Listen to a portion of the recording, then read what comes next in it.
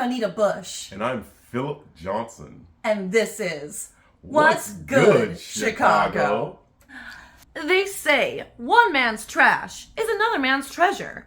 And this is completely true in the case of a homeless man who found a bag of money digging through the trash. Now, these bags of money would consistently show up. So over time, this homeless man was able to afford housing, afford food, afford to live comfortably. So naturally, the cops got involved because a homeless man living comfortably is not natural.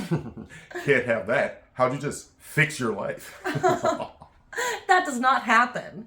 Well, luckily, after assisting the cops in finding the man who was leaving bags of money in the trash, he was rewarded by being able to keep his housing and had a chunk of money. So he used it to open up a bakery. You know, make money, make bread, make bread.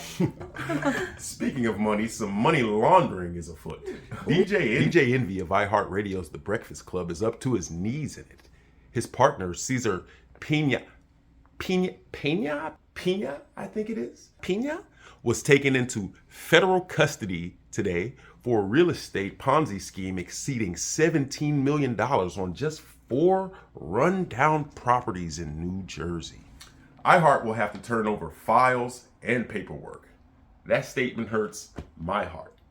I know it's going to hurt some pockets around there. Envy was also in the news recently for arguing with rapper Rick Ross about a competing car show. I guess you can say Envy has a lot of drive, Anita. Well, speaking of drive, a woman fell off her Tay-In Super R scooter, after which she was struck by a Jeep and dragged for over 1 mile.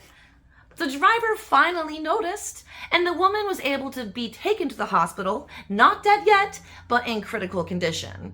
This has TV networks fighting over the next big game show idea, man versus Jeep. It's crazy society we live in. You know what? Speaking of getting drugged, earlier this month, Trump's lawyers moved to dismiss 4 felony charges on the grounds that he should enjoy a presidential immunity.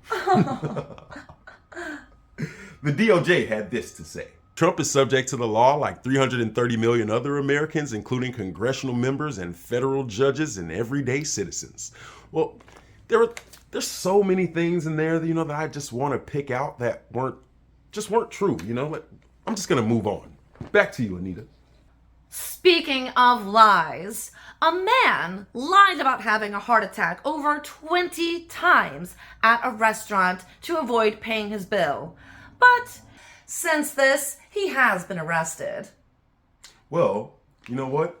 Speaking of interesting liars, I want to give you guys a little something to watch. If you haven't heard of BS High, shout out Coach Roy because the scammers are really up right now.